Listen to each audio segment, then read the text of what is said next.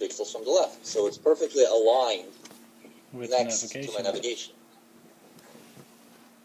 Right? Maybe I can do 0 pixels from the top. And let's also give it a little bit space on the bottom for time picker. So leave 50 pixels blank right here. Yes. So let's put the time picker in. You can do 1 or 2, it's kind of up to you. Yeah. So I'll put it in this group. I think 1 is good enough. But... Right, if it's just 1, I can just align it to the middle. Give it maybe a 50 pixel height so that it aligns perfectly to our group. And align it to the bottom. With me so far? Yes. So now in this, let's say that this is our stage. So that's where everything is. Okay? Yes. Let's say this is our ViewStack container.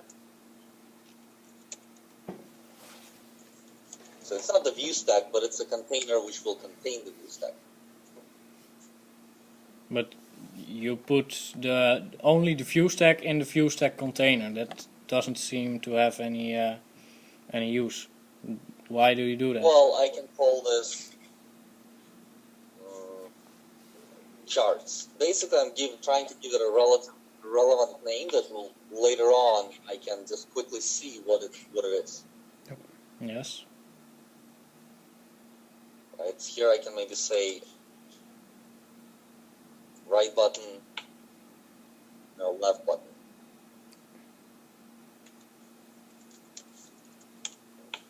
That way, I can quickly and easily see what my components are. Yep. Right? Yes. So here, I can now put in the ViewStack, and I will full size it so that it takes the full space of charts. Yes. Now in the ViewStack, I want 2 indexes with 4 charts in each. So the easiest way to do that, let's see if we can just use a horizontal tile layout.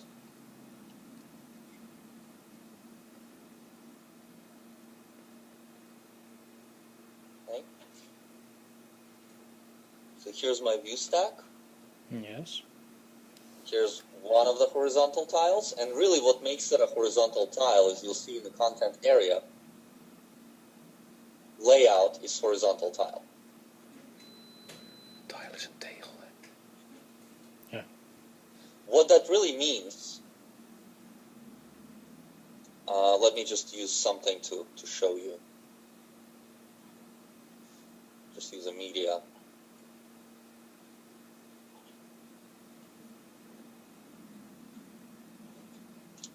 Let's see something that we can see.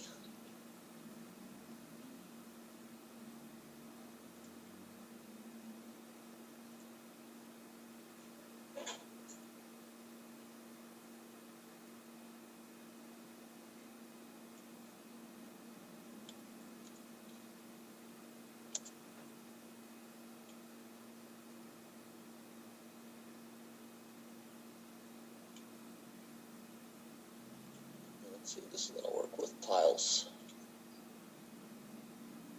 They have to be fixed. Okay, so we're not going to do tiles.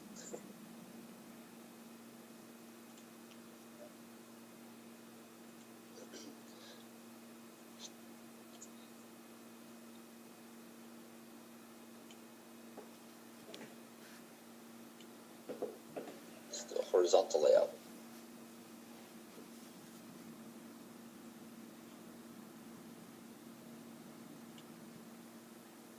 And you want charts in there, correct? Yes.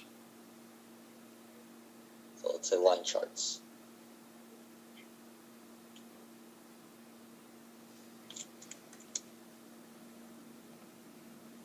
So you see, because I made it a horizontal layout,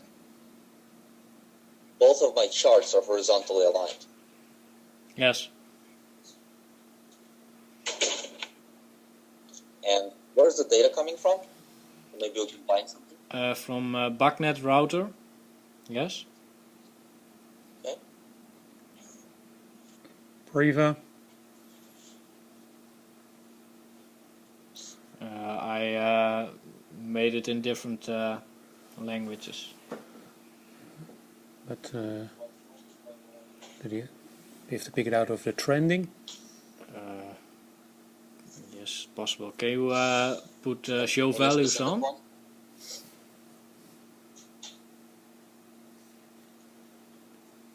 You can just pick a sample for now. Okay.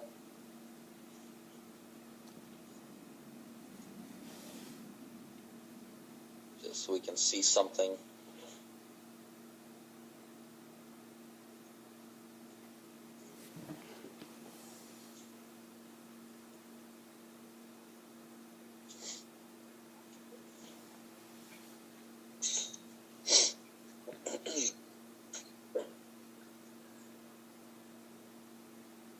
But we want 4 charts, right? Yes. So there's really kind of 2 ways to do that.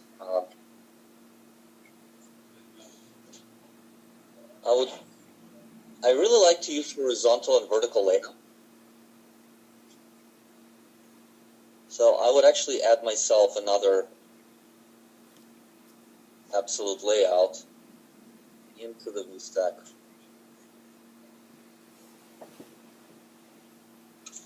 Now I would take this guy and put it in here. I would call this maybe view 1.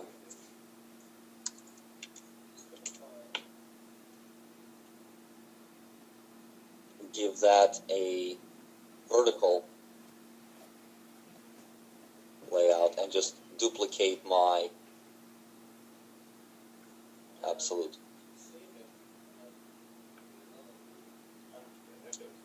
Oh, hit delete instead of duplicate, my bad.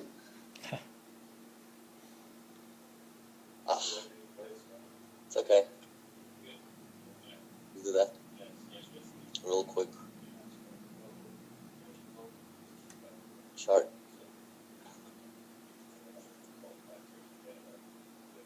Another one.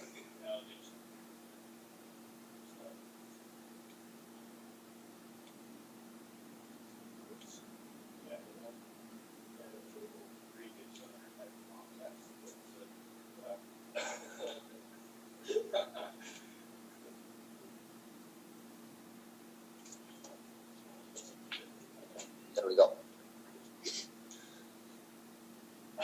So structure-wise,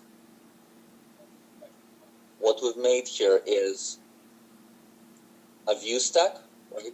Yes. With 1 slide for now, Yeah. an absolute layout that holds 2 charts,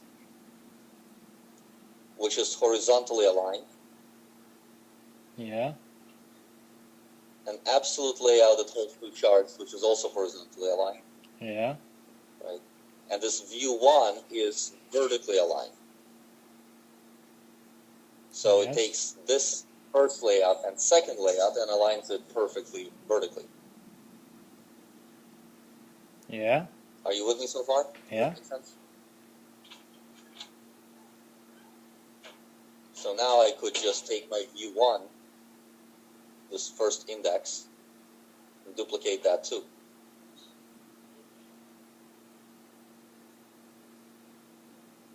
I'm going to call that view B.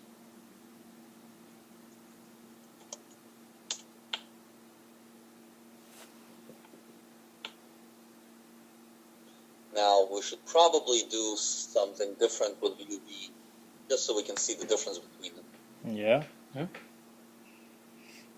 For example, maybe just change the chart color or something so we can see the differences. And obviously can bind it to other data. Yep.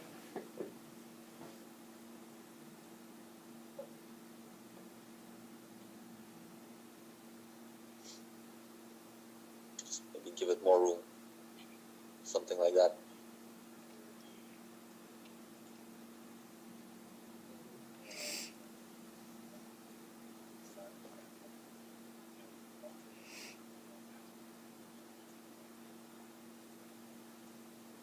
And obviously I can do it to the rest of them, but now it's going to be very clear that we have the first set of charts, and then we have the second set of charts. Yes.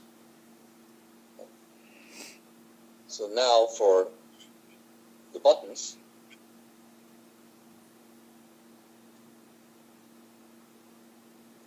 essentially, I'm sure you've done it before, right? On click, Yes. record the view stack, changing index,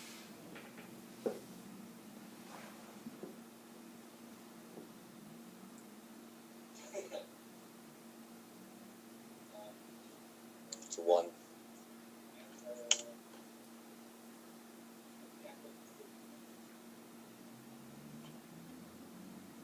And what we can also do here is we can just copy the behavior.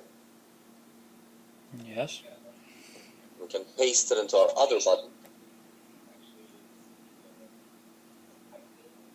but just change the index here manually to 0, so that we don't have to record it again. No. Now, on the view stack, we can make a cool transition.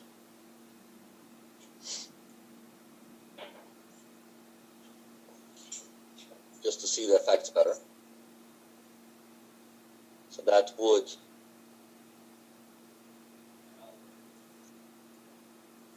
Yes. kind of see how that works. Yeah, I had this so far, but because of my scaling, you couldn't see that. Right, yeah. Another thing I would recommend here is enabling button mode. Yeah, I had it too. Awesome, so you know about this one. Yeah, I watched some tutorials to get to know some things, so I'm not Good. fully new. Now, remember you did start in viewer mode and we couldn't log out? Yeah. So one thing that you can do to get rid of that, or let's say I'll make a little home button or something. Obviously it can be anything you want. I'll put it on the main stage. Maybe just lay it out. Something like this. Keep it small.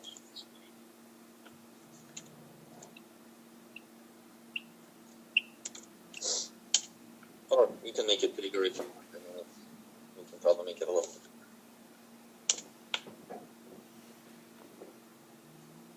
And there's a really cool behavior. What we can do is say on a click on this home button,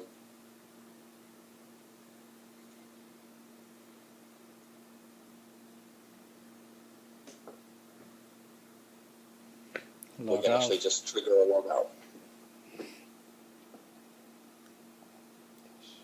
Right, so now we made a mechanism for a user in viewer mode, in full screen mode, to actually still be able to log out. Yes. And I mean, this whole thing will now scale really nicely.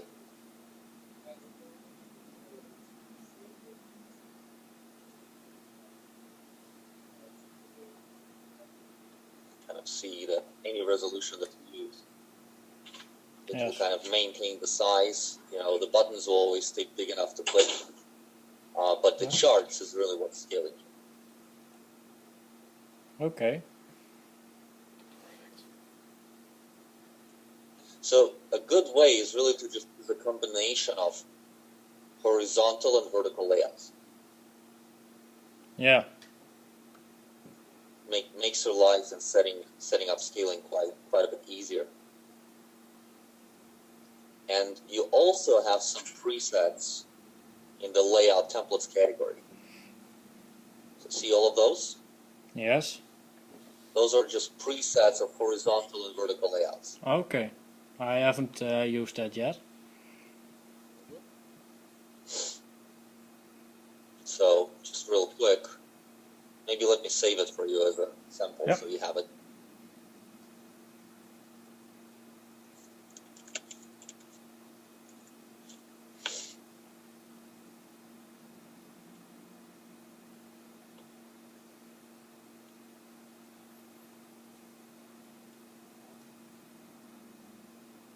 So just to quickly show you how to work with this,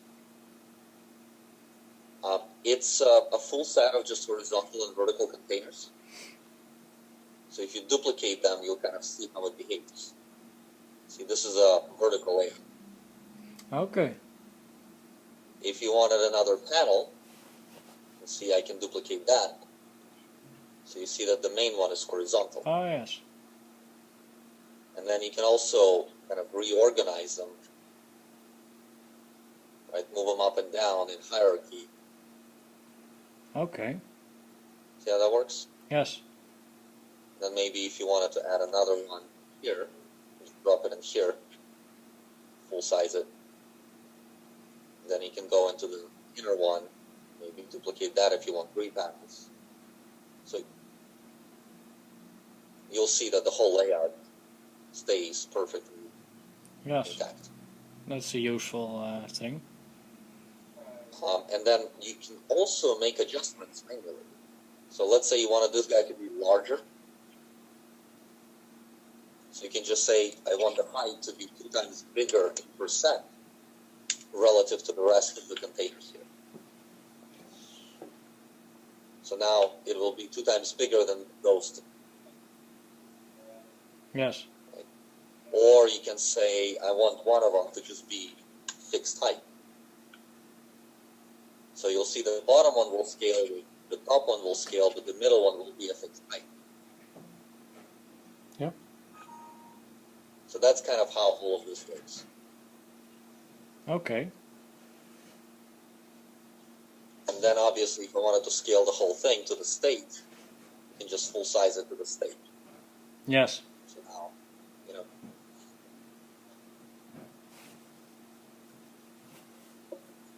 Okay, so sorry if we digressed, but I think it was important for you to kind of get a handle on. This is pretty useful. Anything else? Any other questions? Well, my trending data, I thought that the trending data could be historic, so I could get the data out of my router before I started the dgbox. But I can't seem to get historic data. Do you have any idea how that works? You mean get the historic data out of the router, Yes. which was not logged in the dgbox. Do you mean tables, Tim?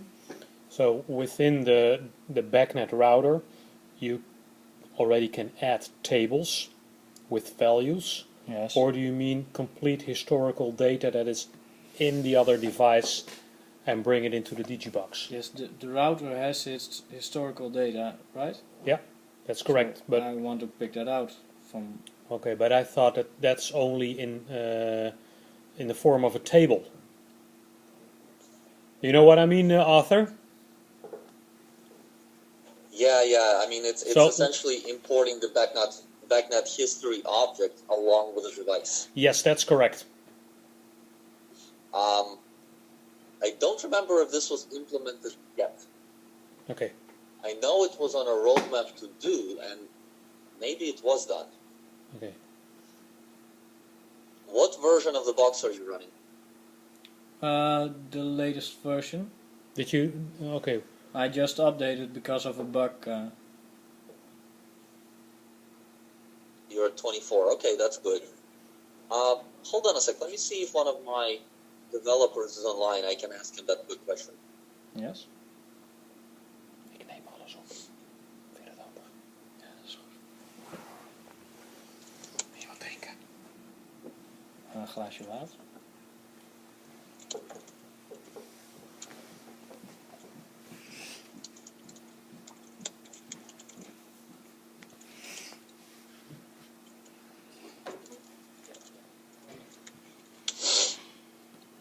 And I think it's just called the backnet trend object, right?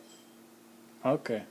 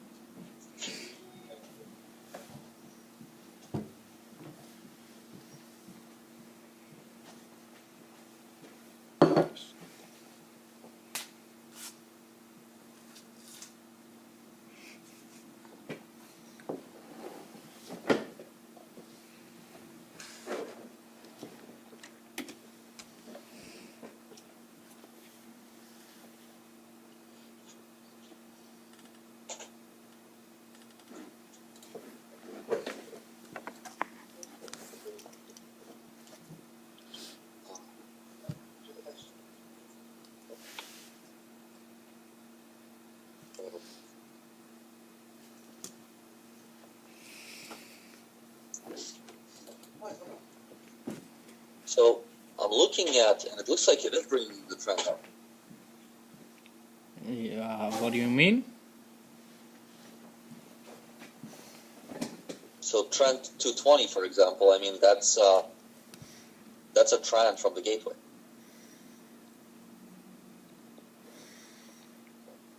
Is it not? Can you rephrase your question? Yes, sure. So I'm just checking your backnet device, and it looks like the trends that were configured on the gateway do indeed come in as a data source. So your thought is that it doesn't show any historical data; it's actual value. Well, no, it should show historical data. So let's take a look. Okay.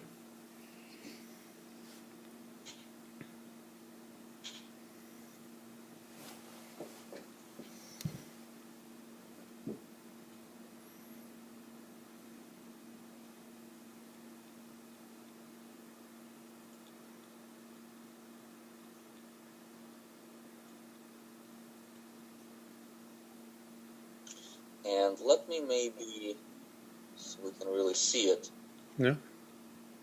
do a table.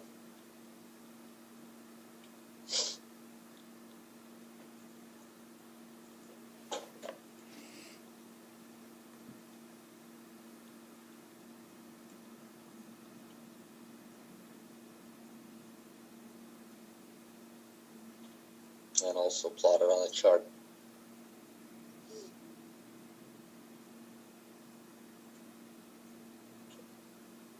Data time. With a timestamp.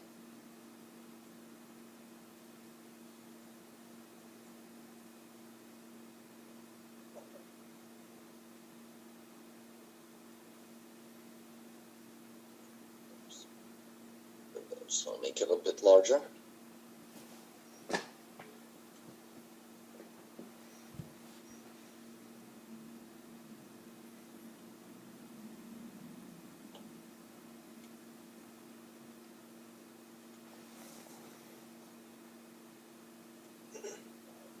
Yeah.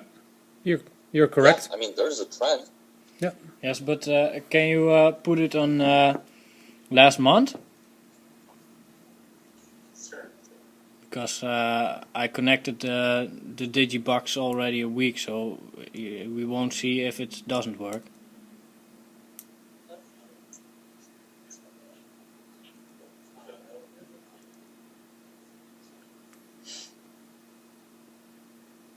Yeah, it looks like you only have a week worth of data.